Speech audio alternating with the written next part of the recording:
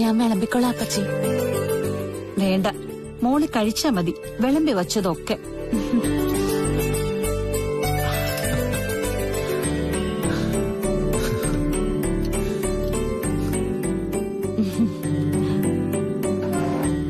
മോനെ, മീൻകറിയൊന്നും ഉണ്ടാക്കിയില്ല. വൈകുന്നേരം നിങ്ങളെ രണ്ടുപേരെയും കൂട്ടി നാഗക്ഷേത്രം വരെ ഒന്ന് പോണം. ആ അമ്പലം ഇപ്പോ ഇയാൾക്ക് അഡിക്റ്റ് ആയിരിക്കും അരുണേ. അതിന്റെ കാരണം ഞാൻ പറഞ്ഞല്ലോ ശരത്തേട്ടാ. അവിടെ പോയ ശേഷം എന്റെ ജീവിതം സാധാരണ നിലയിലായത്. എനിക്ക് നഷ്ടപ്പെട്ടത് പലതും തിരിച്ചു കിട്ടിയത്. നഷ്ടപ്പെട്ടതെന്ന് പറയുമ്പോ എന്റെ സ്വഭാവം ഉൾപ്പെടെ പലതും. അച്ഛൻ ശരത്തേട്ടനോട് നിന്നോടും പറയുന്ന കേട്ടിട്ടില്ലേ? കുഞ്ഞുനാൾ മുതലേ ശാന്തപ്രകൃതക്കാരിയായിരുന്നു ഞാൻ. ആരോടും വഴക്കിനൊന്നും പോകില്ല. ആര് ദേഷ്യപ്പെട്ടാലും തിരിച്ചൊന്നും പറയില്ല. അങ്ങനെയുള്ള എനിക്ക് വിവാഹശേഷം എന്തൊക്കെ മാറ്റങ്ങളാ സംഭവിച്ചത്. വർഷങ്ങൾക്ക് ശേഷം പഴയ അവസ്ഥയിലേക്ക് ഞാൻ തിരിച്ചെത്തിയത്. അതിന് കാരണം ആ നാഗദൈവങ്ങളും പിന്നെ എന്റെ കാർത്തുവാ. അതുകൊണ്ട് മക്കൾക്ക് മുമ്പിൽ ഒരു സ്ഥാനം ഇപ്പൊ എന്റെ കാർത്തുവിന് കൊടുക്കുന്നുണ്ട്. പക്ഷേ എന്നെ ഇങ്ങനെ അപ്പച്ചി അമിതമായിട്ട് സ്നേഹിക്കരുത്. അത് മഞ്ജുവേടത്തിക്കും മാളൂനും എന്നോടുള്ള ദേഷ്യം കൂട്ടുകയുള്ളൂ. അത് സത്യ. അവരുടെ മുമ്പിലുള്ള ഈ സ്നേഹപ്രകടനം ഒഴിവാക്കുന്ന നല്ലത്. മഞ്ജു ഒന്ന് അനന്തുവിന്റെ ഭാര്യ, നിന്റെ വീട്ടിലെ മരുമകളാ. അതുകൊണ്ട് അവളെക്കുറിച്ച് എനിക്ക് ചിന്തിക്കേണ്ട കാര്യമില്ല.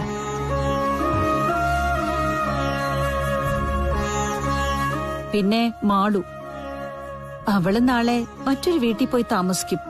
അതോടെ അവളുടെ ഈ കുറ്റം പറച്ചിലും അമർഷവും ഒക്കെ അവസാനിക്കുകയും ചെയ്യും. മാളുവിന് മറ്റൊരു വിവാഹത്തിന് വേണ്ടി തയ്യാറെടുപ്പിക്കാനാണ് ഇനി ബുദ്ധിമുട്ട്. അതിലേക്ക് അവളെ വഴിതിരിച്ചു വിടണം. അനന്തരവന്മാർ 2, മക്കളും 2. എല്ലാവരും ഇവിടെ തന്നെയായിരുന്നു ഏതു നേരവും. അത് കാർത്തൂനോട് ഇവൻ പറഞ്ഞിട്ടുണ്ടല്ലോ. എല്ലാവരിലും ഇളയവൾ മാളു ആയതുകൊണ്ട് അവളുടെ ആവശ്യങ്ങൾക്കായിരുന്നു മുൻഗണന. മാളു എന്തെങ്കിലും വാശി പിടിച്ച് പറഞ്ഞാ അത് സാധിച്ചു കൊടുത്തേക്കും. അതുകൊണ്ടൊക്കെയാ കാർത്തൂനോടുള്ള എന്റെ സ്നേഹം അവൾക്ക് സഹിക്കാൻ കഴിയാത്തത്. വീടിനകത്ത് പൊട്ടിത്തെറി കൂടുകയാണെങ്കിൽ അരുൺ കാർത്തുവിനെ ജോലി സ്ഥലത്തേക്ക് കൂട്ടിക്കൊണ്ടുപോകുന്നതാണ് നല്ലത്. ഞാനും അത് പറഞ്ഞു ഇയാളോട്. അതൊന്നും വേണ്ട, ഞാനവിടെ ഒതുങ്ങി നിന്നോളാം. അതല്ല, ഇനി നമ്മൾ മാറുവാണെങ്കിൽ അമ്മയും കൂടെ പോരണം. ഞാൻ പോയി കഴിഞ്ഞാ പിന്നെ അമ്മയെ സഹായിക്കാൻ അവിടെ ആരുമില്ല. അതിനല്ലേ മോളെ ഒരു സെർവന്റിനെ വെക്കാന്ന് പറഞ്ഞത്? മരുമക്കളുള്ളപ്പോ അമ്മമാരെ സഹായിക്കാൻ ജോലിക്കാരെ വെക്കുന്നത് തെറ്റല്ലേ? അതും ഞങ്ങൾക്ക് ആരോഗ്യമുള്ള സമയത്ത്. കേട്ടോ ദേവേ, ആൺകുട്ടികളായാലും പെൺകുട്ടികളായാലും സ്വന്തം തറവാട്ടിൽ നിന്ന് എന്താണോ ശീലിച്ചു വരുന്നത് അതായിരിക്കും പിന്നീടുള്ള അവരുടെ സ്വഭാവം. കാർത്തു ആവശ്യത്തിലധികം ജോലിയുള്ള തറവാട്ടിലാ വളർന്നത്. കുട്ടിക്കാലം മുതൽ വീട്ടുജോലിയൊക്കെ ചെയ്ത് അതൊരു ശീലമായിപ്പോയി. ഇന്നത്തെ കാലത്ത് പല വീടുകളിലും പ്രശ്നങ്ങൾ നടക്കുന്നത് ഈ ഒരു ഒറ്റ കാര്യത്തിലാ. വീട്ടിലെ പണി ചെയ്യാൻ വീടിനകത്തുള്ള പെൺകുട്ടികൾക്ക് മടിയാ. മോള് കഴിക്ക്. എനിക്ക് മതി അപ്പച്ചി. പോരാ, ഇതുകൂടി കഴിക്ക്. മോൾക്ക് വേണ്ടിട്ട് നേരം പുലർന്നപ്പോൾ അടുക്കള കയറിയതാ. കറികൾ ഉണ്ടാക്കിയിട്ട് തൃപ്തി വരാഞ്ഞിട്ട് എല്ലാവർക്കും ടേസ്റ്റ് ചെയ്യാൻ കൊടുത്തു. അതൊക്കെ കഴിച്ചില്ലെങ്കിലേ ഇയാൾക്ക് വിഷമാവും.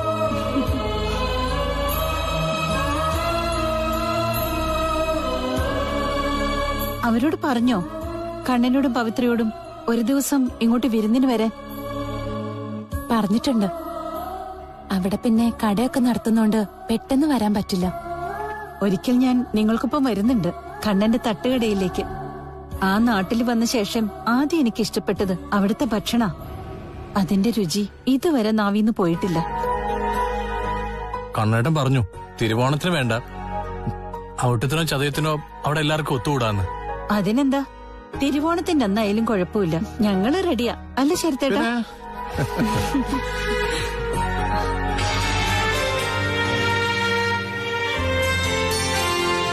എന്റെ മോള്, ഞാൻ കളഞ്ഞ എന്റെ സ്വന്തം മോള്. ഇവളെ എത്ര ഊട്ടിയാലും എനിക്ക് മതി വരില്ല.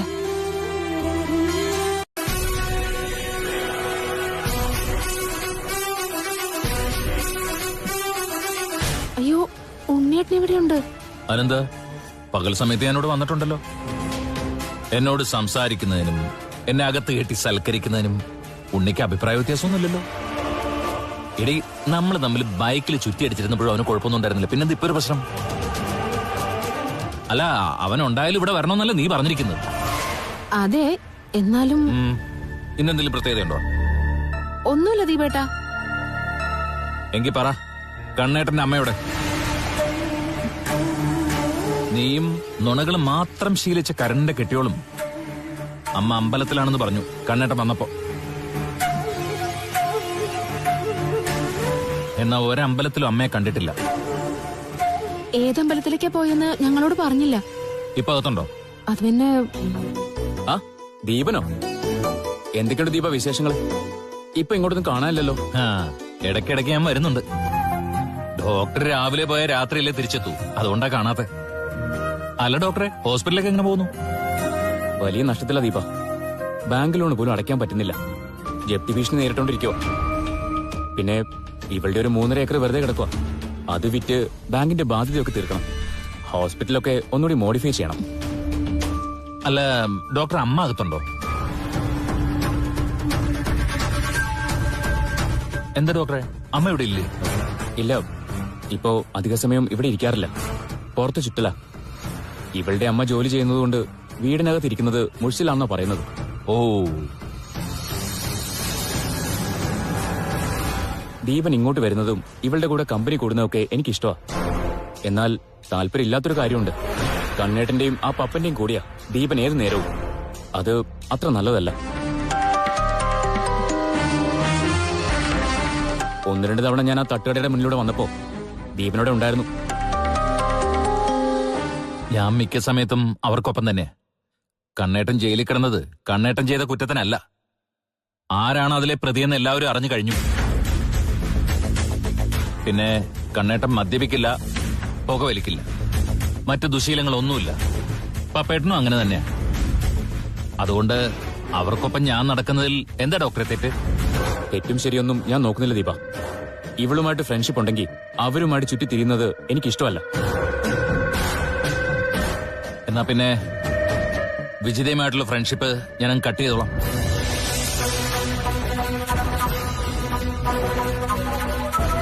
ഞാൻ ഒരാളായിട്ട് അടുക്കുന്നത് അയാളുടെ സ്വഭാവം കണ്ടിട്ടാ. സഹകരിക്കാൻ പറ്റുന്ന ആൾക്കാരാണെങ്കിൽ ഞാൻ അവരെ സുഹൃത്തുക്കളാക്കും. അവർക്ക് വേണ്ടിയിട്ട് ഞാൻ എന്റെ ജീവൻ പോലും കളയും. ഇപ്പൊ കണ്ണേട്ടന്റെ കാര്യത്തിലും അങ്ങനെ തന്നെയാ. കണ്ണേട്ടൻ കുറച്ച് ദിവസമായിട്ട് വിഷമത്തിലാ അമ്മയുടെ കാര്യത്തിൽ. അമ്മയോട് അത്രയ്ക്ക് സ്നേഹമായിരുന്നെങ്കിലേ ജയിലിൽ നിന്ന് വന്നപ്പോ അങ്ങേരെ അമ്മയെ വന്ന് വിളിച്ചോണ്ട് പോകാത്തെന്താ? ജയിലിൽ കിടന്നോണ്ട് അനാവശ്യം പറയരുത്. ഞാൻ അറിയുന്നുണ്ടടി ഓരോരോ കാര്യങ്ങളൊക്കെ. ശിവദാസനുമായിട്ട് ഇപ്പോഴും അമ്പലത്തിൽ വെച്ച് കാണാറുണ്ടോ? ശിവദാസനോ? നിനക്കറിയില്ലേ മഠത്തിൽ കിഴക്കേതിൽ ശിവദാസനെ? അങ്ങേരെ അറിയാം. ആ. അങ്ങേരെ ഞാൻ കണ്ടിട്ട് മാസങ്ങളായി. ദേ, കള്ളം പറയരുത്. നീ അടുത്തൊന്നും അങ്ങേരെ കണ്ടിട്ടില്ലേ? ആ, ഇടയ്ക്ക് അമ്പലത്തിൽ തൊഴാൻ പോയപ്പോ കണ്ടിരുന്നു. ശരിയാ, അന്ന് ഞാൻ കുറച്ച് പൈസ കടം ചോദിച്ചിരുന്നു. കേട്ട പാതി കേക്കാത്ത പാതി അവൻ സഹായിച്ച് കാണും ഇല്ലേ? സഹായിക്കുമെന്ന് പറഞ്ഞു, സഹായിച്ചിട്ടില്ല. എന്നാ പേടിക്കണ്ട, അവൻ സഹായിക്കും. ഞാൻ ജയിലിൽ നിന്ന് വരുമ്പോ നിന്നെ കാണാൻ എവിടേക്ക് വരണം? മതിലകത്ത് വരണോ, മഠത്തിൽ കിഴക്കേതിലേക്ക് വരണോ? അല്ല, കൃത്യമായിട്ടൊന്ന് അറിഞ്ഞു വെക്കാനാ. എനിക്കറിയാം, ആ മൊട്ടത്തലയനായിരിക്കും ഇതൊക്കെ വന്ന് പറഞ്ഞത്. അയാളെന്റെ പിന്നാലെ നടക്കുക മനുഷ്യ. വിശ്വൻ എന്നോടൊന്നും പറഞ്ഞിട്ടൊന്നുമില്ല. വേറെ ആരാ നിങ്ങളെ കാണാൻ വരുന്നത്? ശിവദാസൻ ചേട്ടനാണെങ്കിൽ ഞാൻ ഇപ്പൊ തന്നെ അങ്ങേരുടെ വീട്ടിലോട്ട് പോവുക. എടി, അയാളും നീയുമായിട്ട് അടുപ്പമാണെന്ന് അയാൾ നിന്നോട് പറയൂടി. എന്നാ പിന്നെ വിശ്വം തന്നെയായിരിക്കും. അല്ലെങ്കിൽ പിന്നെ പറയാൻ സാധ്യതയുള്ളത് പപ്പനോ കണ്ണനോ ആയിരിക്കും. അവന്മാരൊന്നും എന്നെ കാണാൻ വരാറില്ല. സാധാരണ അമ്മമാരുടെ വഴിക്ക് ആ മക്കള് പോകുന്നത്. ഇവിടെ തിരിച്ചാന്നാ തോന്നുന്നത്. മകളുടെ വഴിയെ നീ പോകുമല്ലേ സുധേ?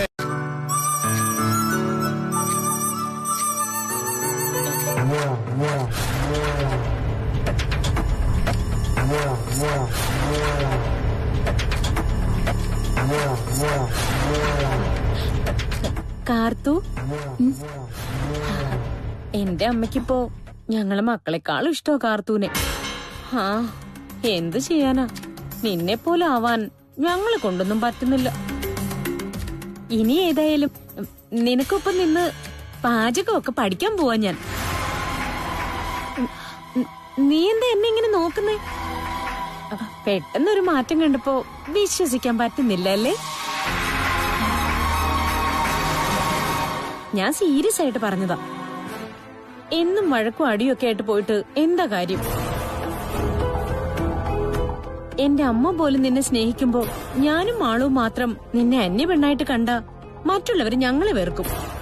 അതുകൊണ്ട് ഞങ്ങൾ ഒന്നിച്ചൊരു തീരുമാനം എടുത്തു. ഇനി നീയുമായിട്ട് വഴക്കൊന്നുമില്ലാതെ മുന്നോട്ട് പോവാൻ.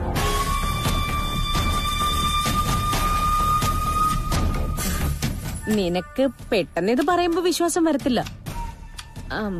അത് അമ്മ നിന്നെ സ്നേഹിച്ചപ്പോഴും അങ്ങനെ ആയിരുന്നല്ലോ. പിന്നെ നമ്മളിവിടെ ഒന്നിച്ചു കഴിയുന്നവരാ, എന്നും മുഖാമുഖം കാണുന്നവരാ. അയലത്തുള്ളവർ പിണങ്ങിയ പോലും നമുക്കൊക്കെ വിഷമമല്ലേ? അപ്പോ വീടിന് അകത്തുള്ളവര് കലഹിച്ചു കഴിഞ്ഞാലോ?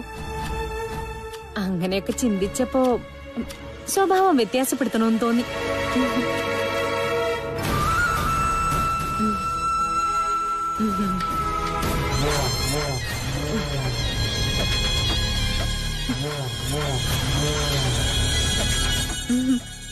എന്താ ഉണ്ടാക്കുന്നേ? രാത്രി ഭക്ഷണത്തിന് കുറച്ച് തോരനുണ്ടാക്കുക. ഒന്നേ നിനി എല്ലാം പഠിച്ചു തുടങ്ങണം. ഞാനും അനന്തുവേട്ടനും ഒറ്റയ്ക്ക് താമസിക്കേണ്ടി വന്നാലോ? ജോലിക്കാരികളെ വെച്ച് അവരുടെ അഹങ്കാരം കാണാതെ ജീവിച്ചു പോവല്ലോ നമുക്ക്.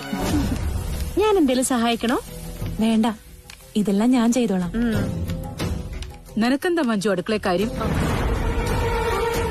അത് കൊള്ളാം. ഈ വീട്ടിലെ അടുക്കളയില് എനിക്ക് കയറിക്കൂടെ? കയറുന്നതൊക്കെ കൊള്ളാം, ഇതിനകത്തെ ഗ്യാസ് ഉള്ളതാ. അതെനിക്കറിയാം. ഞാൻ ഗ്യാസ് ഓണാക്കി പൊട്ടിത്തെറിയൊന്നും ഉണ്ടാക്കാൻ പോകുന്നില്ല. കാർത്തൂനൊപ്പം നിന്ന് പാചകം പഠിക്കാനാ വന്നത്. കാർത്തൂനെ പോലെ തന്നെ അമ്മായി എന്നെ സംശയിക്കുക. അനന്തുവേട്ടൻ പറഞ്ഞു കഴിഞ്ഞതൊക്കെ മറന്നിട്ട് എല്ലാവരുമായിട്ട് ഒത്തൊരുമയോടെ പോവാൻ. നിനക്കതിന് കഴിയുമോ? എന്താ കഴിയാത്തത്? എന്റെ അമ്മയ്ക്ക് കഴിഞ്ഞെങ്കിൽ എനിക്കും കഴിയും. ദേവയുടെ മാറ്റം 100% സത്യസന്ധമാ. അത് മോക്കും ബോധ്യപ്പെട്ടു തുടങ്ങി. എന്നാ അതൊക്കെ കണ്ട് മനസ്സുമടുത്ത നീയും മാളുവും കാർത്തൂനെ സ്നേഹിക്കുന്നത് നല്ലതിനാണെന്ന് കരുതാൻ വയ്യ. കുറച്ച് കഴിയുമ്പോ അമ്മായി ഈ അഭിപ്രായം മാറ്റിക്കോളും. നീ പറയുന്നതൊന്നും മുഖവിലേക്കെടുക്കാൻ പറ്റില്ല.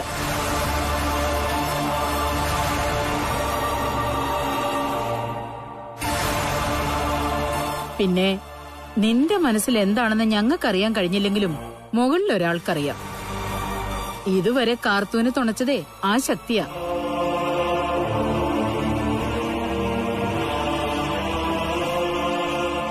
അത് ദേവയ്ക്ക് മനസ്സിലായതുകൊണ്ടാ നിങ്ങൾ മക്കളെ പോലെ തന്നെ കാർത്തൂനെ ഇപ്പൊ സ്നേഹിക്കുന്നത്.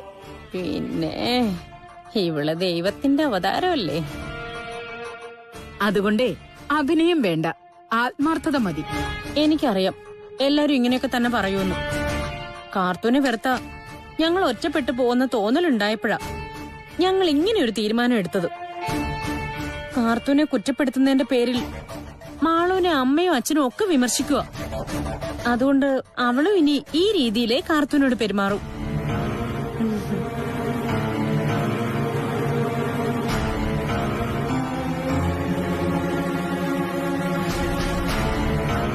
മരുമകളാവുന്നതിന് മുമ്പേ എനിക്കറിയാവുന്ന മഞ്ജുവിനെ.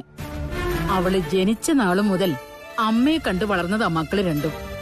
അതുകൊണ്ട് ഇതൊന്നും കാര്യമായിട്ടെടുക്കരുത്. മഞ്ജുവേടത്തിയുടെ അമ്മ ഇപ്പൊ മാറിയില്ലേ? അതില് മോൾ അത്ഭുതപ്പെടേണ്ട. കല്യാണം കഴിഞ്ഞ ശേഷാ ദേവയ്ക്ക് മാറ്റം ഉണ്ടായത്. കുട്ടിക്കാലത്ത് കാർത്തുവിനെ പോലെ തന്നെ പാവമായിരുന്നു ദേവ. അതെ അതെ, ഇപ്പൊ അങ്ങോട്ടാ മിക്കപ്പോഴും പോകുന്നേ. ഇവിടുന്നൊരു 3 കിലോമീറ്റർ പോണമല്ലോ അങ്ങോട്ട്. എത്ര തവണ എന്റെ കണ്ണിൽ മണ്ണ് വാരിയിടാൻ പറ്റും? കഥകൾ ഉണ്ടാക്കാൻ പറ്റും. അടുത്ത തവണ വരുമ്പോഴും ഈ നുണ ആവർത്തിക്കോ? എപ്പോഴാ വരുന്നതെന്ന് പറഞ്ഞാ ചേച്ചി ഇവിടെ പിടിച്ചു നിർത്താം.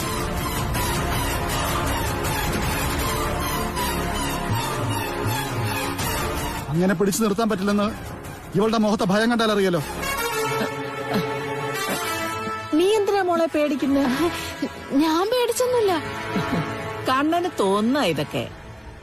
തോന്നൽ ഉടനെ അവസാനിക്കും.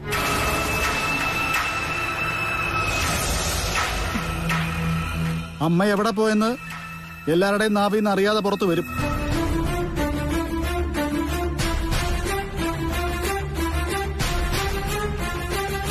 അമ്മയ്ക്ക് എന്തോ സംഭവിച്ചു എന്നറിയാം.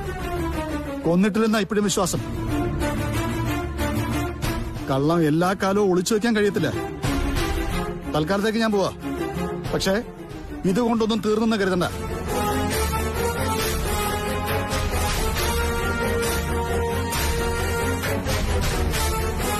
അവന്റെ ഒരു ഒടുക്കത്തെ സംസാരം.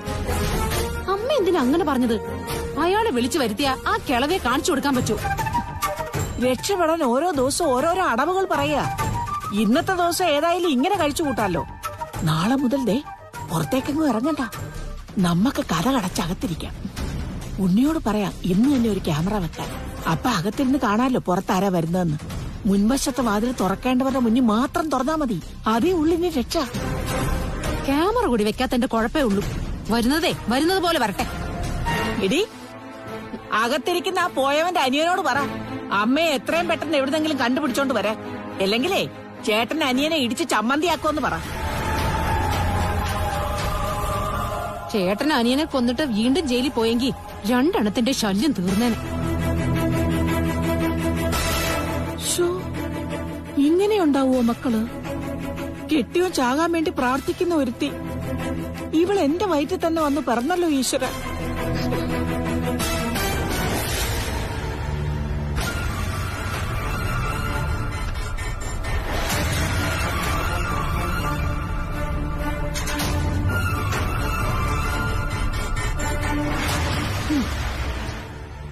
പോക്കുവരവ് തുടർച്ചയായി കഴിഞ്ഞു. വന്നിട്ട് പോയി ചേട്ടൻ വീണ്ടും ഭീഷണി മുഴക്കിയിട്ട്. ഇത് വലിയ ശല്യമായല്ലോ. ശല്യായിരിക്കുന്നതേ ഞങ്ങൾക്കാ. പുറത്തേക്ക് ഇറങ്ങാൻ പറ്റുന്നില്ല. നമ്മൾ അമ്മയെ കൊന്നെന്ന പ്രചരണം. ഇളയ മോനും മരുമോളും കൂടെ. അത് സത്യമല്ലല്ലോ. പിന്നെ നമ്മളത് ഓർത്ത് വിഷമിക്കേണ്ട കാര്യം എന്താ? കൊന്നെന്ന് പ്രചരിപ്പിക്കുന്നതേ കണ്ണനും കെട്ടിയോളും അയാളുടെ കൂട്ടുകാരും ആയിരിക്കും. പറയാനുള്ളവര് പലതും പറയും. അത് നിങ്ങളാരും കാര്യമാക്കണ്ട. ഇതുവരെ കൈ വെച്ചിട്ടില്ല. ഉടനെ അതും ഉണ്ടാവും. ദേഹത്ത് തൊട്ടാലേ പിന്നെ ജാമ്യം പോലും കിട്ടാത്ത വിധം അയാൾ ജയിലിൽ കിടക്കും. നീ പ്രഗ്നന്റ് ആയ ഒരു പെൺകുട്ടിയാ. അങ്ങനെയുള്ള നിന്നെ വീട് കയറി തല്ലിയ നീയും അയാളെ വെറുതെ വിടത്തില്ല. ഇതൊക്കെ പുറത്തേക്ക് വന്ന് പറഞ്ഞൂടെ? അതെങ്ങനെ? ചേട്ടനെ കാണുമ്പോ അനിയന്റെ മുട്ട് വരയ്ക്കും. എനിക്ക് തല്ലാനും കൊല്ലാനൊന്നും വയ്യ. കുട്ടിക്കാലം മുതലേ ഞാൻ കോൺസെൻട്രേറ്റ് ചെയ്തത് പഠിത്തത്തില. കാളയും കലപ്പിയായിട്ട് നടന്നയാൾക്ക് എന്നെക്കാളും ആരോഗ്യം കൂടും. അതുകൊണ്ട് തല്ലിയ കൊള്ളാനേ പറ്റൂ. പിന്നെ ചെയ്യാവുന്നത് നിയമത്തിന്റെ പിന്തുണ തേടുകയാണ്. അല്ലാതെ മറ്റു മാർഗമൊന്നുമില്ല. അമ്മയ്ക്ക് സ്വസ്ഥായിട്ടൊന്ന് ജോലി ചെയ്യാൻ പറ്റുന്നില്ല. അത് രാവിലെ കയറി വന്നോളും അമ്മ അന്വേഷിച്ച്. അങ്ങനെയുള്ള ആൾക്കേ ജയിലിൽ നിന്ന് ഇറങ്ങിയപ്പോ തന്നെ അവരെ വിളിച്ചോണ്ട് പോയിക്കൂടായിരുന്നോ? അല്ലെങ്കിൽ കാർത്തൂന്റെ കല്യാണം കഴിഞ്ഞ ശേഷം ഒരുത്തി മോള് അവിടെ ഒറ്റയ്ക്കായിരുന്നല്ലോ. അന്നേരം കൂട്ടിനുണ്ടോ നിർത്തിക്കൂടായിരുന്നോ? ആ സമയത്തൊന്നും ചെയ്യില്ല. കാരണം ആ സമയത്ത് അവിടെ പപ്പം വരികയും പോവുകയും ചെയ്യായിരുന്നു. അമ്മായിയമ്മ അങ്ങോട്ട് ചെന്നാലേ അതൊരു തടസ്സാവത്തില്ലേ? ഇപ്പൊ കുറച്ചു ദിവസമായി ജനലിൽ ടോർച്ചടിക്കുന്ന ആ പതിവ് നിന്നിട്ടുണ്ട്. ഇനിയും അതുണ്ടാവും. അത് നമ്മൾ തമ്മിൽ തെറ്റിക്കാനാ. പപ്പനും കൂട്ടുകാരും ഒക്കെ ഈ വഴി പോകുമ്പോ ചെയ്യുന്ന പണിയാ. അവന്മാരൊക്കെ എന്തൊരു മണ്ടന്മാരാ. എന്റെ കുഞ്ഞിനെ കൊണ്ടാ നീ നടക്കുന്നത്. ആ സമയത്ത് നിന്നെ ഞാൻ സംശയം. കുറച്ചുകൂടി ചെറുതാക്കണ്ടേ? തുടക്കത്തിൽ കുറച്ച് വലുതായാലും കുഴപ്പമൊന്നുമില്ല. സവോളയെ വഴറ്റാനുള്ളതാ, അല്ലാതെ പുഴുങ്ങാനുള്ളതല്ല.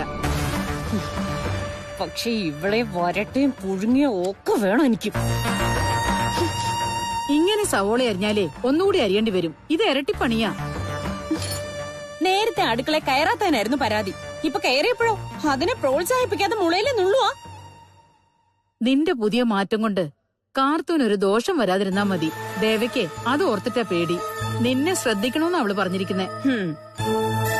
എനിക്കും അത് തന്നെ അമ്മായിയോട് പറയാനുള്ളത്. ഇടയ്ക്കിടെ കാർത്തൂനെ കാണണമെന്നും പറഞ്ഞു വരുന്ന അമ്മയെ ശരിക്കും ശ്രദ്ധിച്ചോണം അമ്മായി. എന്റെ അമ്മയ്ക്ക് ആരോടെങ്കിലും ദേഷ്യം തോന്നിയാ അതത്ര പെട്ടെന്നൊന്നും പോവില്ല. അത് കാർത്തു അമ്മായിയൊക്കെ ഒന്ന് ഓർക്കുന്നത് നല്ലതാ. വന്നോളൂ ശല്യപ്പെടുത്താനായിട്ട്.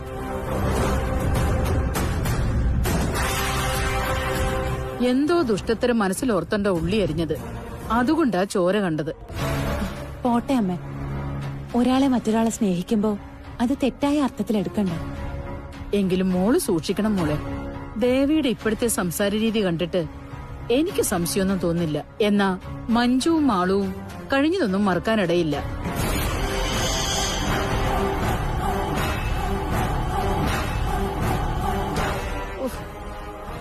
എല്ലാം വെട്ടി അരിഞ്ഞിട്ടിരിക്കുക. കഷ്ടം തന്നെ.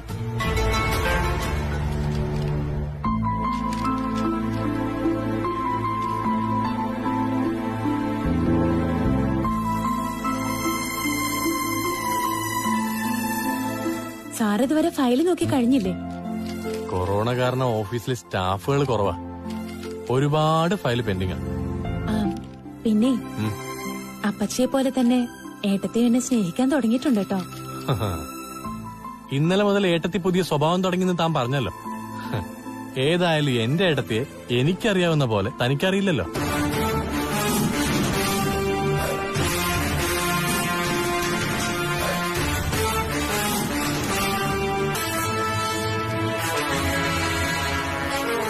എടോ, നമ്മൾ ശ്രദ്ധിച്ച നമുക്ക് കൊള്ളാം. എന്തെല്ലാം കണ്ടതാ സാറേ ഞാൻ. തറവാട്ടിൽ നിന്ന് പുറത്താക്കുന്നതിന് മുമ്പ് വിജിത അവളുടെ അമ്മയും കൂടി കൊല്ലാക്കൊല ചെയ്യുമായിരുന്നു. പിന്നെ പവിത്രേടത്തിയുടെ വീട്ടിൽ പോയപ്പോഴും ദുരിതങ്ങൾ തന്നെയായിരുന്നു. അവിടെ നിന്ന് ഇവിടം വരെ എത്തിയില്ലേ. ഇനി എന്ത് സംഭവിച്ചാലും അതൊക്കെ സഹിക്കാവുന്നതേ ഉള്ളൂ. തന്റെ വേദനകൾ സഹിക്കാൻ പറ്റാത്ത ചിലരെവിടെ ഉണ്ടെന്ന് കൂട്ടിക്കാം. കണ്ണേട്ടന്റെ അരികിൽ നിന്ന് തന്നെ കൂട്ടിക്കൊണ്ടുവന്നത് ചില ഉറപ്പിന്മേല. അത് പാലിച്ചേ പറ്റൂ. എന്നോടുള്ള അപ്പച്ചിയുടെ ഇപ്പോഴത്തെ സ്നേഹം അഭിനയാണെന്ന് തോന്നിയാ ഒരിക്കലും കണ്ണേട്ടനെ ഇങ്ങോട്ട് പറഞ്ഞു വിടില്ല. ഞാനൊരിക്കലും അപ്പച്ചിയെ കരയിക്കരുതെന്നാ ഇപ്പൊ കണ്ണേട്ടൻ പറയുന്നത്. എന്തൊക്കെയാ നടക്കുന്നതെന്ന് ആർക്കറിയാം. ഇന്നലെ വരെ ശത്രുക്കളായിരുന്നവര് ഇന്ന് കട്ട കമ്പനിയാ. കണ്ണേട്ടനെ എന്തെങ്കിലും പറഞ്ഞ് അപ്പച്ചി ഇടപെടും. മറിച്ചായാലും അങ്ങനെയാ. താൻ ഇനി എത്ര പ്രാർത്ഥിച്ചാലും മാറില്ല എന്ന് പറഞ്ഞവർക്കാ ഇങ്ങനൊരു മാറ്റം. കൂടുതൽ പറയണ്ട. ഇനി അപ്പച്ചിയുടെ സ്വഭാവം മാറിയാ എനിക്ക് സഹിക്കാൻ പറ്റില്ല. അത്രയ്ക്ക് ഞാനും അപ്പച്ചിയായിട്ട് അറിയാതെ അടുത്തുപോയി. ഇടയ്ക്കിടയ്ക്ക് ഞാൻ ഓർക്കും, അപ്പച്ചി ഒന്ന് വന്നെങ്കിലെന്ന്. നേരത്തെ അപ്പച്ചി വരുന്നതായിരുന്നു പേടി. അതാ അപ്പച്ചിയുടെ സ്വഭാവത്തിന്റെ പ്രത്യേകത. വെറുത്ത അങ്ങേയറ്റം. സ്നേഹിച്ചാലും അങ്ങനെ തന്നെ. അതിന്റെ ഇടയ്ക്കൊരു പോക്കില്ല. അതെ, ഇനി ഒരാളിങ്ങോട്ട് വരാനുണ്ട്. എന്റെ മുത്തശ്ശൻ ഇടയ്ക്കിടയ്ക്ക് വിളിച്ച് തന്റെ വിശേഷങ്ങളൊക്കെ തിരക്കുന്നുണ്ട്. നമുക്ക് അങ്ങോട്ടൊന്ന് പോയാലോ? മുത്തശ്ശൻ ആദ്യം ഇങ്ങോട്ട് വരാന്നാ പറഞ്ഞ. പിന്നെ തന്നെ കണ്ടിട്ടുമില്ലല്ലോ. ശരിക്കും നിങ്ങൾ തമ്മിലാ പരിചയപ്പെടേണ്ടേ. മുത്തശ്ശൻ ഏതു നേരവും അമ്പലവും പ്രാർത്ഥനയൊക്കെ ആയിട്ട് നടക്കുന്ന കൂട്ടത്തിലാ. ഞങ്ങളുടെയൊക്കെ ഐശ്വര്യത്തിന് പിന്നില്ലേ അതുണ്ട്. ഉടനെ ആളിങ്ങെത്തും. അപ്പച്ചി ആരുടെങ്കിലും മുന്നിൽ ഇത്തിരി താന്നു കൊടുത്തിട്ടുണ്ടെങ്കിൽ അത് മുത്തശ്ശന് മുമ്പിൽ മാത്രമായിരിക്കും. ഇന്ന് വരെ ആരെയും ശാസിച്ച് ഞാൻ കണ്ടിട്ടില്ല. തന്നെ പോലെ തന്നെ ആൾക്കാരെ തമ്മിൽ സ്നേഹം കൊണ്ട് കൂട്ടിയോജിപ്പിക്കുന്ന ഒരു മുത്തശ്ശനാ എന്റെ മുത്തശ്ശൻ.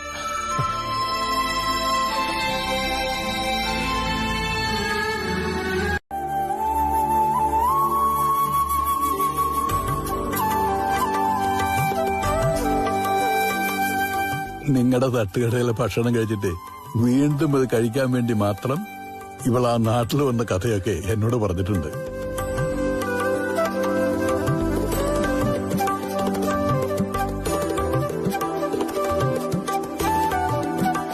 അവസാനം എനിക്കിഷ്ടപ്പെട്ട പെൺകുട്ടിയാണ് കാർത്തു എന്നറിഞ്ഞപ്പോ അതേ അപ്പച്ചി എന്നെ എല്ലാ അഭിപ്രായം മാറ്റി പറഞ്ഞിരുന്നു.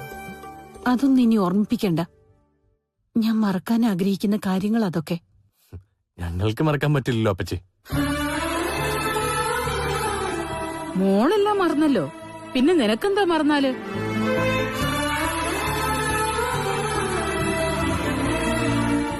അല്ലെങ്കിൽ തന്നെ നമ്മളെ വെറുത്തിരുന്നവരെ സ്നേഹിച്ചു കഴിയുമ്പോ പഴയതൊക്കെ മിക്ക ആൾക്കാരും മറക്കും, പ്രത്യേകിച്ച് ഞാൻ.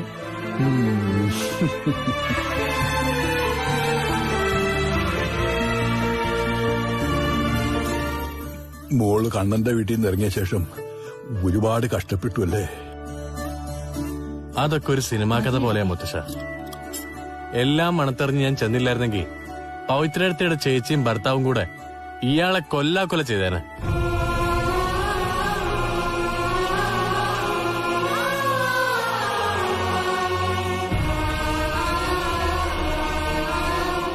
അങ്ങനെ ആർക്കും മോളെ ഒന്നും ചെയ്യാൻ പറ്റില്ല.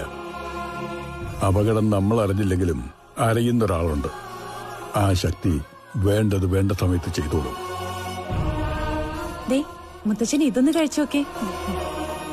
നോക്കണ്ട, എല്ലാം ഒന്നിനൊന്നും വെച്ചോ. ലതിക രക്ഷപ്പെട്ടു അല്ലേ? ഇപ്പൊ ഒരുപാട് രക്ഷപ്പെട്ടു വച്ചാ. അതാണിപ്പൊ എന്റെ പരാതി. എന്നെ കൊണ്ട് കാർത്തു ഇപ്പൊ ഒന്നും ചെയ്യിക്കില്ല. വീട്ടുജോലിയുടെ കാര്യത്തിൽ അമ്മായിയമ്മയും മരുമക്കളും തമ്മിൽ തല്ലുണ്ടാക്കുന്ന കാലമായത്. ആ സമയത്ത് ഇങ്ങനൊരു മരുമോള് ഭാഗ്യമല്ലേ? എന്നാലും ഇത്രയും നാളും ഞാൻ ഒറ്റയ്ക്ക് ചെയ്തോണ്ടിരുന്നല്ലേ ഇവിടുത്തെ എല്ലാ ജോലിയും. അതുകൊണ്ട് എത്രമാത്രം കഷ്ടപ്പാടുണ്ടെന്ന് എനിക്കറിയാം.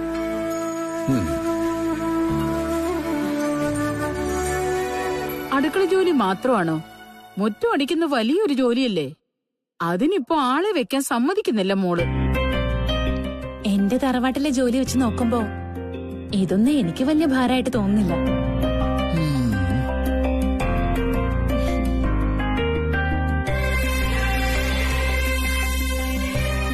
ഒന്നും ചെയ്യാതെ വീട്ടിനകത്ത് ഇരിക്കുന്നതാ ബുദ്ധിമുട്ട്.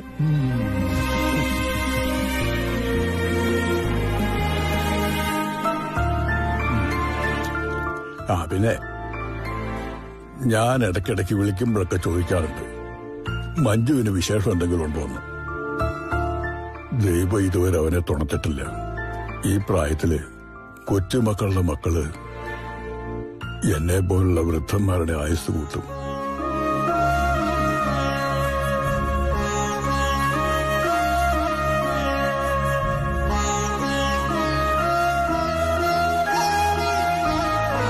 അതുകൊണ്ട് നിങ്ങളെങ്കിലും ഉടനെ അതിനുള്ള അവസരം ഒരുക്കണം.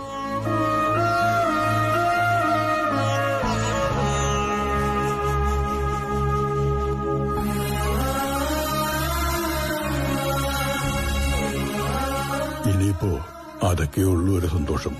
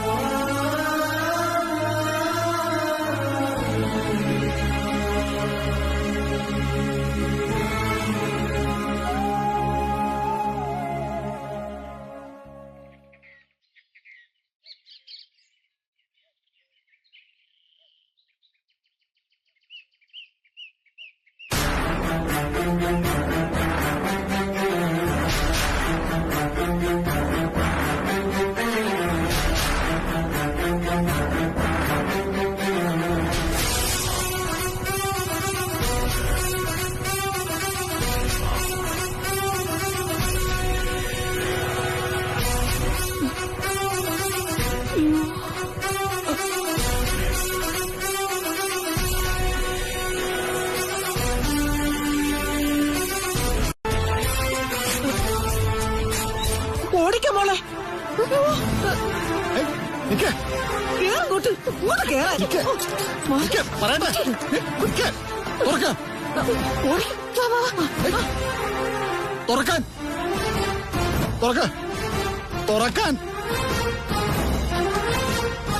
നീയൊക്കെ അകത്ത് എത്ര ഒളിച്ചിരുന്നാലേ എന്റെ അമ്മയെ ജീവനോടെ കിട്ടിയില്ലെങ്കിൽ നിന്നെയൊക്കെ ജീവനോടെ ചുടുഞ്ഞാൻ.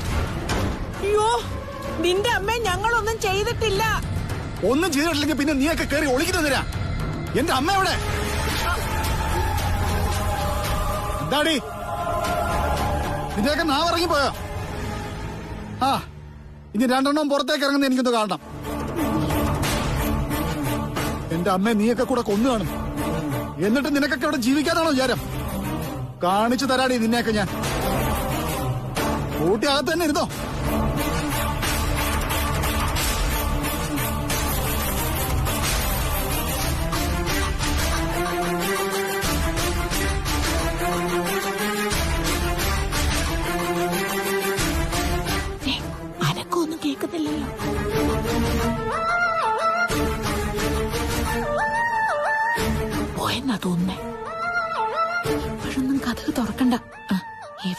പമ്മി നിക്കുവാണെങ്കിലേ പുറത്തോട്ട് ഇറങ്ങുമ്പോ കഷ്ടി കയറി പിടിച്ചെന്ന് വരും. അത് ശരിയാ, അവന്റെ വീടായിരുന്നല്ലോ ഇത്. എവിടെ പമ്മി നിക്കണോന്ന് അവനറിയാം. അവന്റെ അമ്മയെ നമ്മൾ കൊന്നു പുഴയിൽ എറിഞ്ഞില്ല. അവൻ നമ്മളെ അത് ചെയ്യും. ഇനി രാത്രിയിൽ കതക് പൊളിച്ച് അകത്ത് കടക്കൂ. പപ്പൻ ഉൾപ്പെടെ ഒരു സംഘം തന്നെ അവന്റെ കൂടെയുണ്ട്. ഇനിയുള്ള ദിവസങ്ങളിൽ ഭയന്നേ ജീവിക്കാൻ പറ്റൂ.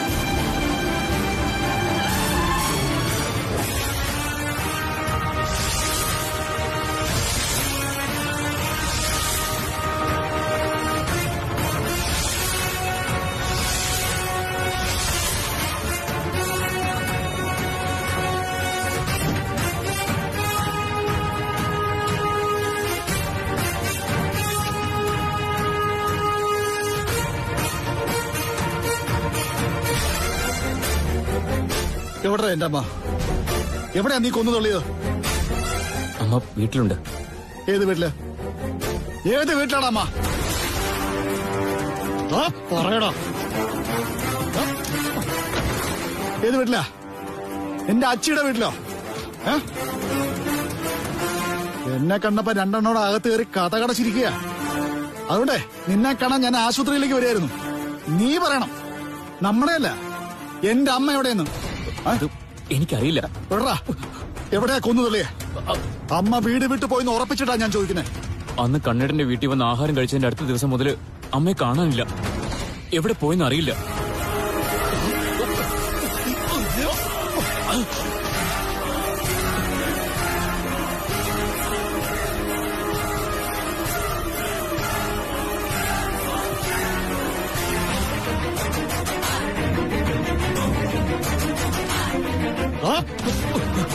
പറയടാ, പറയടാ അമ്മ എവിടെയാണെന്ന്. എടാ, ഞാൻ തല്ലിയ നീ ചത്തു. ഒരിക്കൽ കൂടി ജയിലിലേക്ക് പോകാൻ വയ്യാത്തുള്ള. അന്ന് അമ്മ വീട്ടിൽ വന്ന് ആർത്തിയോട് ആഹാരം കഴിച്ചപ്പോഴേ ഞാനും പവിത്രയൊക്കെ മനസ്സിലാക്കിയതാ. എല്ലും മുറിയെ പണിയെടുക്കുന്ന അമ്മയ്ക്ക് ഒരു നേരത്തെ ആഹാരം പോലും നീയൊന്നും കൊടുക്കുന്നില്ലെന്ന്. എന്നിട്ട് എന്റെ വീട്ടിൽ വന്ന് അമ്മ ആഹാരം കഴിച്ചത് നിനക്കൊക്കെ കുറച്ചിലായിപ്പോയി അല്ലേ? അന്ന് ഒന്നും രണ്ടും പറഞ്ഞ് വഴക്കുണ്ടായി കാണും. അതിന്റെ അവസാനം നിന്റെ ഭാര്യ അവളുടെ അമ്മയും കൂടി ചിലപ്പോ എന്റെ അമ്മയെ കൊന്ന് പുഴയിലും കെട്ടിത്താത്തിട്ടുണ്ടാവും. അങ്ങനെ എന്തെങ്കിലും സംഭവിച്ചിട്ടുണ്ടെങ്കിൽ ഏട്ടന് പോയി കേസ് കൊടുക്കാം. എനിക്കതിനൊന്നും ആവശ്യമില്ലടാ. അമ്മ കൊല ചെയ്യപ്പെട്ടിട്ടുണ്ടെങ്കിൽ കൊലയാളി ആരാണെന്നുണ്ടെങ്കിലും അവനെ കെട്ടിത്തൂക്കാൻ എനിക്കറിയാം.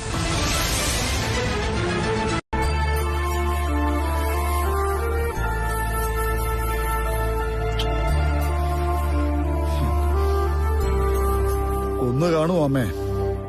തറവാടിന്റെ മുമ്പിലുള്ള പുഴയിൽ കെട്ടിത്താത്തി കാണുമോ? എനിക്കതാ സംശയം. ഇത്രയും നാളും ഇല്ലാത്ത ആള് വീട്ടിനകത്തുണ്ടെന്ന് പറഞ്ഞവര് ഇപ്പൊ പറയുന്നത് വിശ്വസിക്കാൻ പറ്റുമോ? ഏതായാലും നമ്മൾ പത്രത്തിൽ വാർത്ത കൊടുത്തല്ലോ കണ്ണേട്ടാ.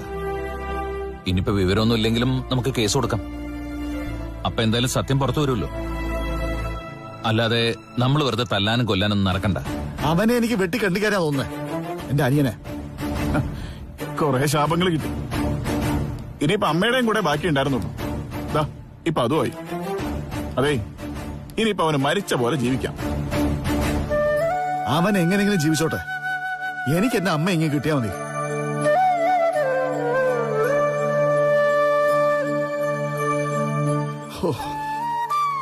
ഇടയ്ക്ക് ഞാൻ വെറുത്തിരുന്നു, അത് ശരിയാ. എന്റെ കാർത്തൂനെയും പവിത്രയൊക്കെ തള്ളിക്കളഞ്ഞപ്പോ, അവരെ കഷ്ടപ്പെടുത്തിയപ്പോ. എന്നാ ഇതിന്റെ ഫലം അനുഭവിച്ച അമ്മയാ ഞാൻ അവസാനമായിട്ട് കാണുന്നേ. അത്രയ്ക്ക് ദയനീയമായിരുന്നു അമ്മയുടെ അവസ്ഥ.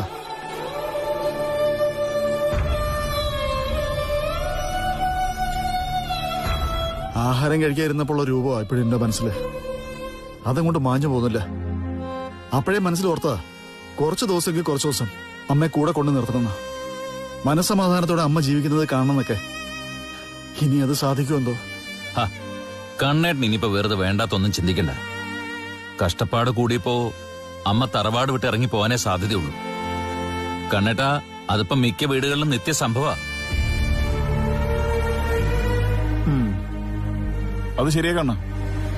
ആൺമക്കളുള്ള അമ്മമാരാ ഇന്ന് ഏറ്റവും കൂടുതൽ വേദനിക്കുന്നത്. മക്കൾക്ക് അമ്മയെ നോക്കാൻ താല്പര്യം ഉണ്ടെങ്കിലും മരുമക്കളും അതിനുള്ള മനസ്സ് കാട്ടിയാലേ കുടുംബത്തിനകത്ത് സ്വസ്ഥതയുണ്ടാവും. എന്നും വഴക്കുവടിയാണെങ്കിൽ ഏതൊരു അമ്മയും അച്ഛനും അവസാനം വീട് വിട്ടു പോകാൻ നിർബന്ധിതരായിത്തീരും.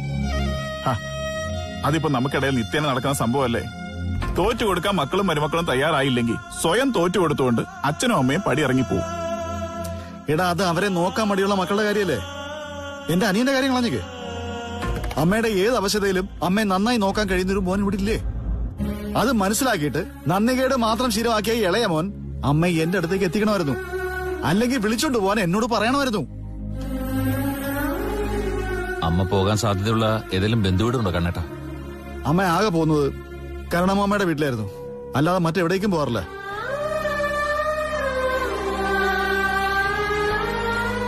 കയ്യിലാണെങ്കിൽ മൊബൈലും ഇല്ല ഒന്ന് വിളിക്കാനായിട്ട്.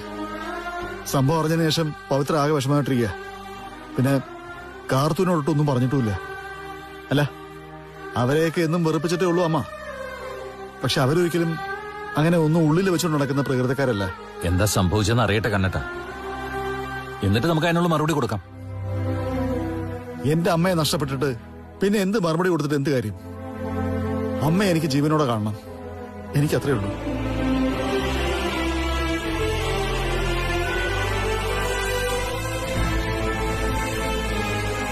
ഓരോന്ന് ശരിയായി വരുമ്പോ അതിന്റെ ഇരട്ടിയായിട്ട് മറ്റു പലതും കടന്നു വരിക. കുറച്ചു ദിവസമെങ്കിലും ആശ്വാസത്തോടെ കഴിയാൻ ഒരിക്കലും ദൈവം സമ്മതിക്കില്ല.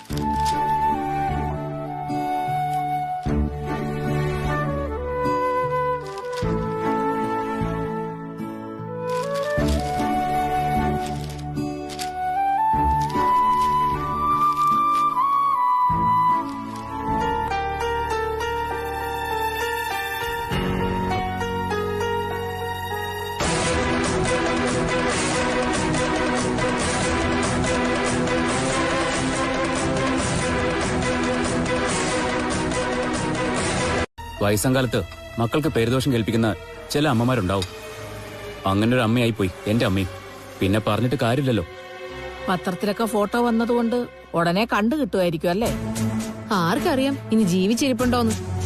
മരിക്കാനുള്ള ധൈര്യമൊന്നും അമ്മയ്ക്കില്ല. അതുകൊണ്ട് എവിടെയെങ്കിലും ജീവനോടെ കാണും. എങ്ങനെയെങ്കിലും ഒന്ന് കണ്ടു കിട്ടിയാ മതിയായിരുന്നു. ഒരാള് പോകുമ്പോഴേ അതിന്റെ വില മനസ്സിലാകത്തുള്ളൂ.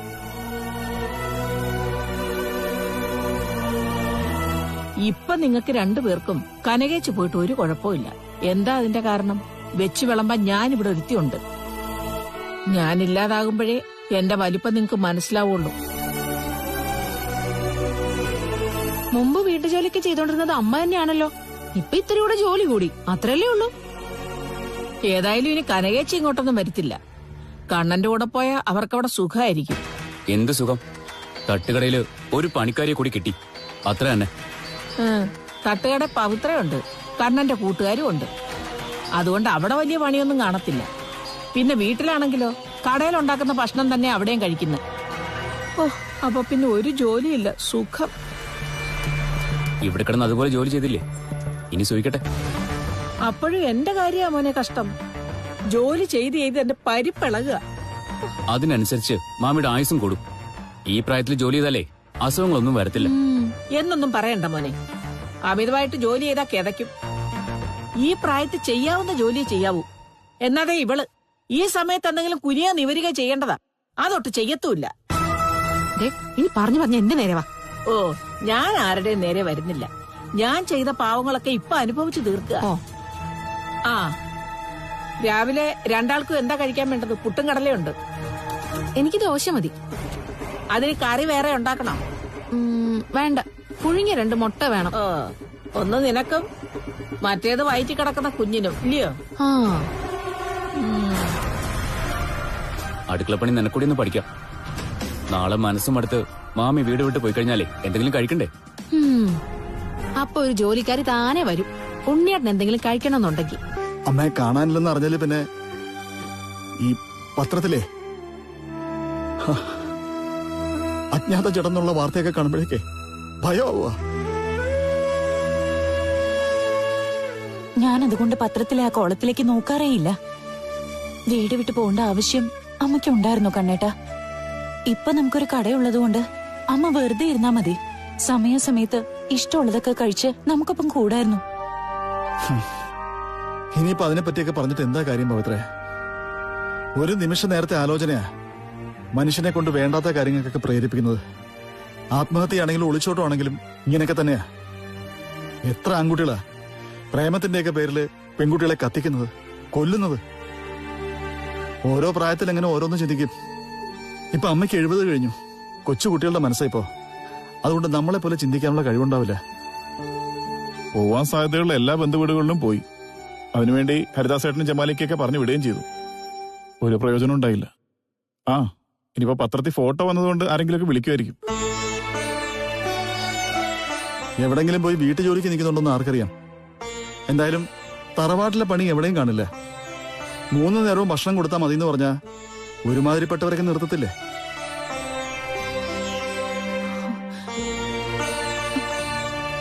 ഈ പ്രായത്തില് അന്യ വീട്ടില് പാത്രം കഴുകാൻ നിന്നാല അമ്മ, ഞങ്ങള് മക്കളുടെ പരാജയമല്ലേ പവിത്രേ? നമുക്ക് എന്ത് ചെയ്യാൻ പറ്റും? അമ്മ വീട് വിട്ട് പോവാന്ന് അറിഞ്ഞിരുന്നെങ്കിൽ നമ്മൾ അതിന് അനുവദിക്കോ? ഒരു സൂചന പോലും തന്നില്ല. പിന്നെ കണ്ണേട്ടന്റെ ഭാഗത്തു നിന്ന് ഒരു അബദ്ധം പറ്റിയിട്ടുണ്ട്. അമ്മ ഒരു പാഠം പഠിക്കട്ടെ എന്ന് കരുതി ജയിലിൽ വന്ന് കണ്ടപ്പോഴും അമ്മയോട് ഞങ്ങൾക്കൊപ്പം വന്ന് നിൽക്കാൻ പറഞ്ഞില്ല. പക്ഷെ നീ പറഞ്ഞില്ലേ? ഞാൻ പറയുന്നത് പോലെയാണോ കണ്ണേട്ടൻ പറയുന്നത്? കാർത്തു പോയപ്പോ എനിക്കൊരാഗ്രഹം ഉണ്ടായിരുന്നു, മോൾക്കൊരു കൂട്ടിന് അമ്മ വേണമെന്ന്. കണ്ണേട്ടൻ നിർബന്ധിച്ച് പറഞ്ഞിരുന്നെങ്കിൽ അമ്മ വന്ന് നിന്നേനെ. ഇടയ്ക്ക് ഞാൻ അങ്ങനെയുള്ള സൂചനകളൊക്കെ കൊടുത്തതാ. എന്തു കൊടുത്തൂന്ന്? ജയിലിൽ നിന്ന് വന്ന ശേഷം പോലും കണ്ണേട്ടൻ അതിനുവേണ്ടി കൂടുതലൊന്നും ശ്രമിച്ചില്ല. ഇനിയിപ്പോ പവിത്ര അവനെ കുറ്റമൊന്നും പറയണ്ട. അമ്മ ഒരിക്കലും തറവാട് വിട്ടുപോകുന്നു നമ്മളാരും കരുതിയതല്ലോ. പിന്നെ അവിടെ നിന്ന് ഇറങ്ങിയ ഇങ്ങോട്ട് വരുന്നത് തന്നെയല്ലേ വിശ്വാസം. ഞാനും പവിത്രയും ജീവിച്ചിരിക്കുമ്പോ അമ്മ ഇവിടെ കഴിയാൻ ഞാൻ സമ്മതിക്കില്ല. കാർത്തവും പറഞ്ഞു അമ്മയെ കൂട്ടിക്കൊണ്ടുവരണമെന്ന്. അതുകൊണ്ട് അമ്മ വന്നേ പറ്റൂ. നോക്കാൻ മക്കളുണ്ടെങ്കിൽ ഇവിടെ കഴിയണമെന്നില്ല.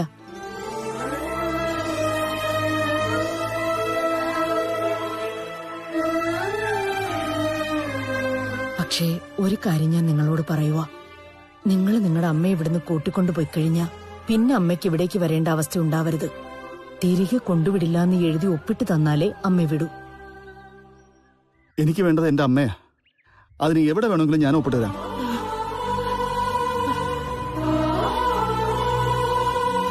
നിനക്ക് എങ്ങനെയാ മോനെ എന്നെ ഇങ്ങനെ സ്നേഹിക്കാൻ തോന്നുന്നത്?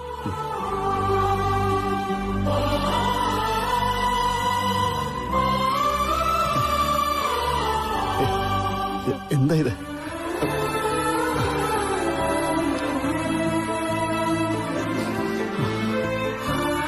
ഞാൻ എല്ലാരെയും സ്നേഹിച്ചിട്ടല്ലേ ഉള്ളൂ അമ്മേ.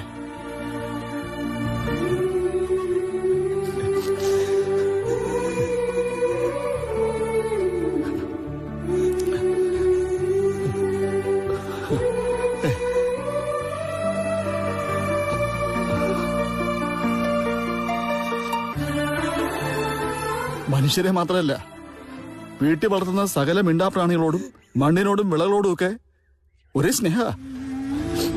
പ്രകൃതിയും മനുഷ്യനെയും ഒരേപോലെ കൊണ്ടു നടക്കുന്ന ഒരാളാ ഞാൻ. അങ്ങനെയുള്ള ഞാൻ എന്നെ പ്രസവിച്ച് എന്റെ അമ്മ ഇവിടെ ആക്കി കഴിഞ്ഞാൽ ഇനിയുള്ള കാര്യം എനിക്ക് സ്വസ്ഥത കിട്ടുമോ? എനിക്ക് മനസ്സമാധാനം കിട്ടുമോ? പോകാൻ റെഡിയായിക്കോളൂ. നിങ്ങൾ വരൂ.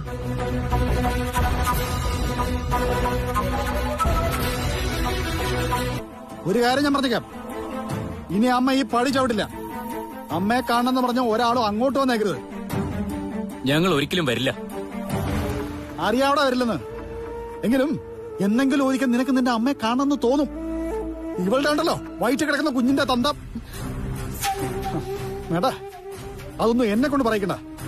കണ്ണേട്ടൻ എന്നെ എന്ത് വേണേലും പറഞ്ഞോ, തല്ലിക്കോ. പക്ഷെ ഇവളെ മോശക്കാരിയാക്കാൻ നോക്കണ്ട. ഞാൻ എന്തിനാ മോശക്കാരിയാക്കുന്നേ? ഇവളെന്താണെന്ന് ഇവക്കും അറിയാം, അവളുടെ അമ്മയ്ക്കും അറിയാം. എന്റെ വീട്ടിൽ വന്ന് ആഹാരം കഴിച്ചതിന് അമ്മയെ ഏറ്റവും കൂടുതൽ ക്രൂശിച്ചത് നീയാണെന്ന് അമ്മ ഞങ്ങളോട് പറഞ്ഞു. എടാ, ഇവിടുന്ന് പടി ഇറക്കി വിട്ടതാ പവിത്രയും കാർത്തൂനെയും.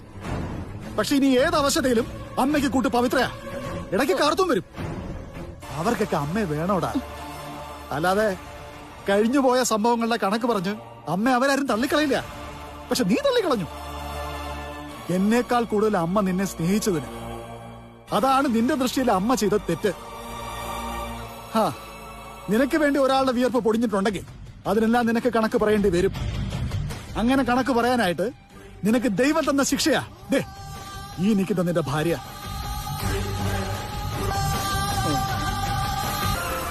നിനക്ക് വേണ്ടിയിട്ട് ജയിലിൽ കിടന്നവനാ ഞാൻ. അതിന് പകരമായിട്ട് ഇതൊന്നും തന്നാ പോരാ. അതിനുള്ള പാരിതോഷികമല്ല ഞാൻ തന്നത്.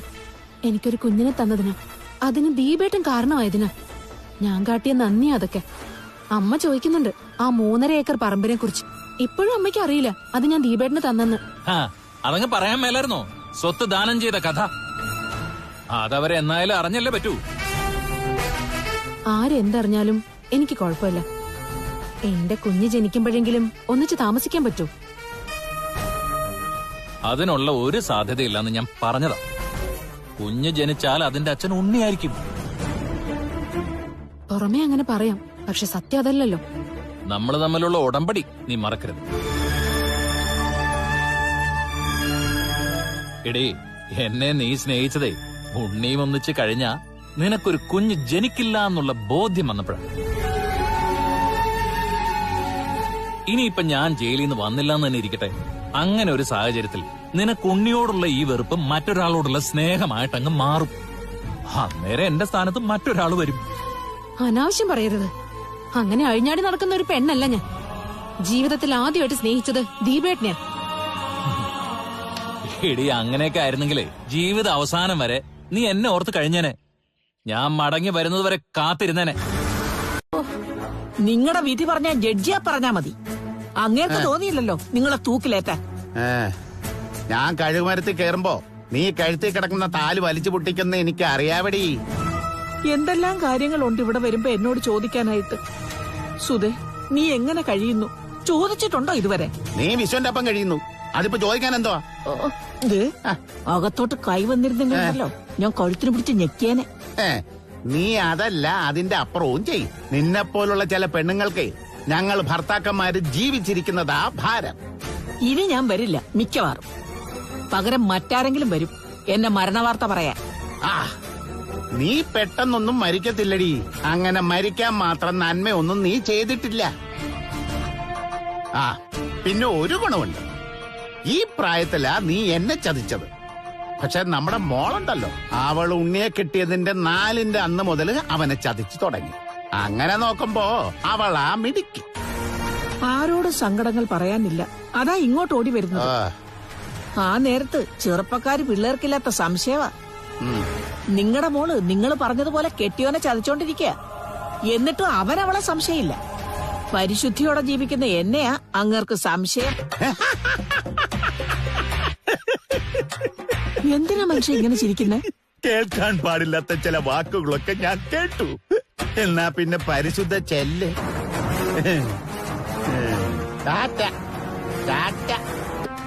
അവളിനി എപ്പോഴാ അടുക്കള കയറുന്നത്? ഉടനെ ചായ ഇടാൻ കയറും. എന്നാ ഗ്യാസ് ഓണാക്കിയിട്. അവൾ അടുക്കളയിലേക്ക് വന്ന് ചായ ഇടാൻ ശ്രമിക്കുമ്പോ നിന്ന് കൊത്തട്ടെ.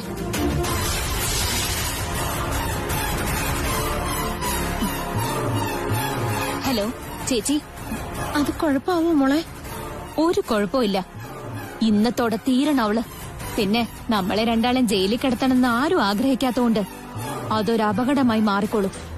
വീട് കത്തില്ലേ മോളെ? അപ്പോഴേക്കും അണയ്ക്കാൻ ആള് വന്നോളൂ. അടുക്കള കത്തും, അത് പെട്ടെന്ന് പുതുക്കി പണിയാം. എന്നാ അതിനൊപ്പം കത്തി ചാമ്പലാവുന്നവള് പിന്നെ നമുക്ക് ശല്യത്തിനുണ്ടാവില്ല. ശരി മോളെ. ആരോ കത്തിത്തീർന്ന പോലെ തോന്നി. നമ്മുടെ മക്കള് പറയുന്നുണ്ട് അമ്മ ഏതെങ്കിലും ഒരു ഡോക്ടറെ കാണിക്കണമെന്ന്. അതവര് ദേഷ്യം കൊണ്ട് പറയുന്ന. എന്നാ സ്നേഹത്തോടെ ഞാൻ പറയുക, എത്രയും പെട്ടെന്ന് നമുക്കൊരു സൈക്കാട്രിസ്റ്റിനെ കാണണം. അത് വേണമെന്ന് തനിക്ക് തോന്നുന്നില്ലേ?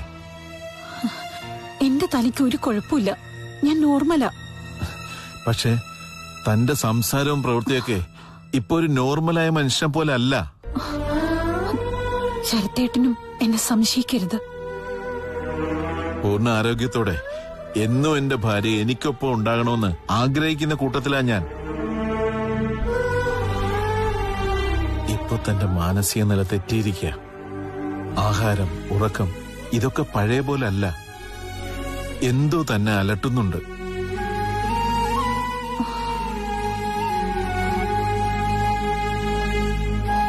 ഡോക്ടർ അരുന്ധതി സുഹൃത്തല്ലേ, അവരോട് പറഞ്ഞാൽ നല്ലൊരു സൈക്കാട്രിസ്റ്റിനെ കൺസൾട്ട് ചെയ്യാൻ പറ്റത്തില്ലേ? ആവശ്യമുണ്ടെങ്കിൽ ഞാൻ പറഞ്ഞോളാം. എന്റെ മക്കളെ കുറിച്ച് ഓർത്താ എനിക്ക് ഭയം. അവരും ഇപ്പൊ തന്നെ പോലെ തന്നെ സ്വഭാവം മാറ്റിയല്ലോ. കാർത്തുമായിട്ട് പൊരുത്തപ്പെടാനും തുടങ്ങിയല്ലോ. അതിലെനിക്ക് വിശ്വാസമില്ല ശരത്തേട്ടാ. അവരുടെ മനസ്സില് കാർത്തുവിനോട് പഴയ ദേഷ്യം അതേപടി തന്നെ നിലനിൽക്കുക. എന്ന് പറയാൻ മാത്രം ഇപ്പൊ എന്തെങ്കിലും ഉണ്ടായോ? എനിക്ക് സ്വപ്നത്തിൽ തെളിഞ്ഞത് അതൊക്കെയാ. മനസ്സ് ശരിയില്ലാത്തോണ്ടാ ഈ സ്വപ്നമൊക്കെ കാണുന്നത്. അതിനത്ര വലിയ പ്രാധാന്യമൊന്നും കൊടുക്കണ്ട. അല്ല, ഇപ്പൊ എന്ത് സ്വപ്ന കണ്ടത്? അത് പിന്നെ കാർത്തൂന് നമ്മുടെ മക്കൾ എന്തെങ്കിലും ചെയ്തോ?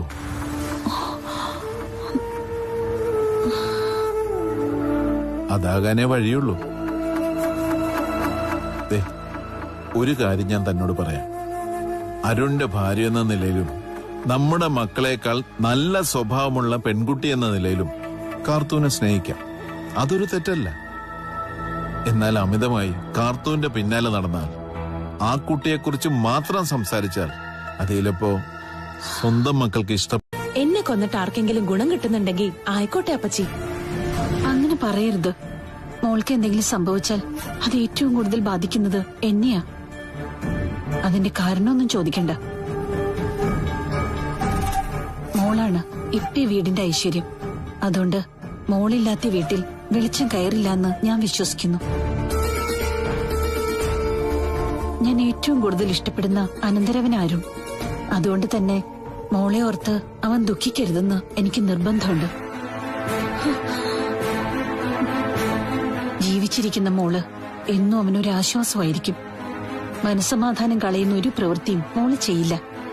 എന്നാ മോളില്ലാതെ അവനൊരിക്കലും മുന്നോട്ട് പോവാൻ പറ്റില്ല. ദൈവം ഞങ്ങളെ അങ്ങനെയൊന്നും പിരിക്കില്ല അപ്പച്ചി.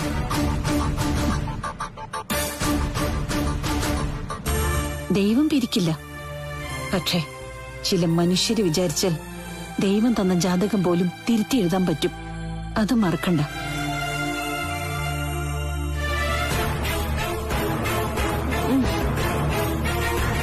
മോൾ അരിന്റെ അടുത്തേക്ക് പോയിക്കോ, ഞാൻ ചായ ഉണ്ടാക്കാം.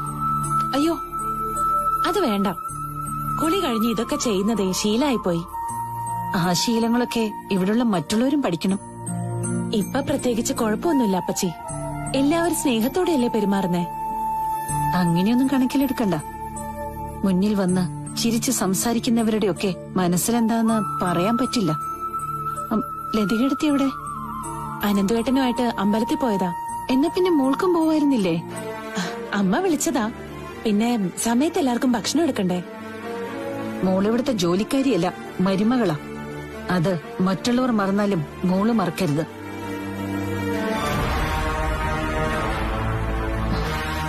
ഓ, നീ ഇതെല്ലാം കേട്ടോണ്ട് നിൽക്കായിരുന്നോ? ഞാൻ ഇപ്പോഴാ വന്നത്. ആ, അടുക്കള നിനക്ക് അയത്താണല്ലോ.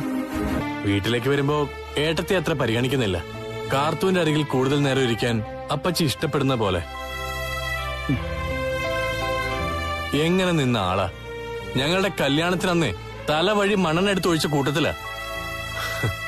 എന്റെ കണ്ണേട്ട സത്യം പറഞ്ഞ ഞങ്ങളെയൊക്കെ ജീവനോടെ കത്തിക്കുകയായിരുന്നു. ഇപ്പത് ശരത്തങ്ങളുടെ മുന്നിൽ പോലും നല്ല ഭാര്യയായിട്ട് കഴിയാ. ഇടയ്ക്കപ്പച്ചി കണ്ണേട്ടനെ സഹായിക്കണമെന്ന് പറഞ്ഞായിരുന്നല്ലോ. ഇപ്പൊ അങ്കിളാ ചോദിക്കുന്ന കണ്ണേട്ടൻ എന്തെങ്കിലും സഹായം വേണോന്ന്. ഇപ്പൊ അങ്ങനെയായോ? എന്റെ കണ്ണേട്ട, ശരത് അങ്കിളിന് ജീവിതത്തിൽ സ്വത്തും പണമൊന്നും പ്രശ്നമേ അല്ല. അങ്കിളിനെ അംഗീകരിക്കുന്ന അപ്പച്ചി, അത് മാത്രമായിരുന്നു ആഗ്രഹം. കാലം കുറെ കടന്നുപോയെങ്കിലും ഇപ്പോ ആ ആഗ്രഹം നടന്ന സന്തോഷത്തിലെ പുള്ളിക്കാരൻ. അതിന്റെ നന്ദി കണ്ണേട്ടനോട് കാണിക്കണമെന്നാ പറയുന്നത്. ഇന്നലെ വരെ ഭാര്യയുടെ മുമ്പിൽ അടിമയായിരുന്നു ശരത് സാറ്. ഇപ്പൊ ഒരു നല്ല ഭാര്യ ഭർത്താക്കന്മാരായി കഴിഞ്ഞു തുടങ്ങി. നാളെ ഇനി അപ്പച്ചി അരുണ്ടങ്ങള് തള്ളി പറയാൻ പാടില്ല. അങ്ങനെ ഒരു സംഭവം ഒരിക്കലും ഉണ്ടാവില്ല. പറയാൻ പറ്റില്ല അരുണേ. മനുഷ്യന്റെ സമയം മാറുന്നതനുസരിച്ച് സ്വഭാവം മാറാം. ഇവിടെ പ്രതി അമ്മയാണ് കേട്ടോ. താൻ വളർത്തിയതാടോ തന്റെ 2 മക്കളെ. അമ്മയുടെ പഴയ സ്വഭാവം തന്നെയാ അവർക്ക് 2 പേർക്കും കിട്ടിയിരിക്കുന്നത്. എന്നാ തന്റെ മൂത്ത മോളെ വളർത്തിയത് കണ്ണൻ എന്ന മനുഷ്യനാ. അതാ കുട്ടിക്ക് ഗുണം ചെയ്തു. ഞാനത് 100% സമ്മതിക്കുന്നു. ആണുങ്ങളോട് എനിക്കുള്ള വെറുപ്പ് കണ്ട എന്റെ മക്കള് വളർന്നത്. ഒരാൾ ചെയ്ത തെറ്റിന് ആണെന്ന വർഗത്തെ മുഴുവൻ താൻ വെറുക്കായിരുന്നു. സാധുവായ ശരത്തിനെ പോലും താൻ അടിച്ചമർത്തി. അവിടെയാണ് തനിക്ക് തെറ്റുപറ്റിയത്. ഇനിയിപ്പോ അതേപ്പറ്റിയൊന്നും പറഞ്ഞിട്ട് കാര്യമില്ല ഡോക്ടർ.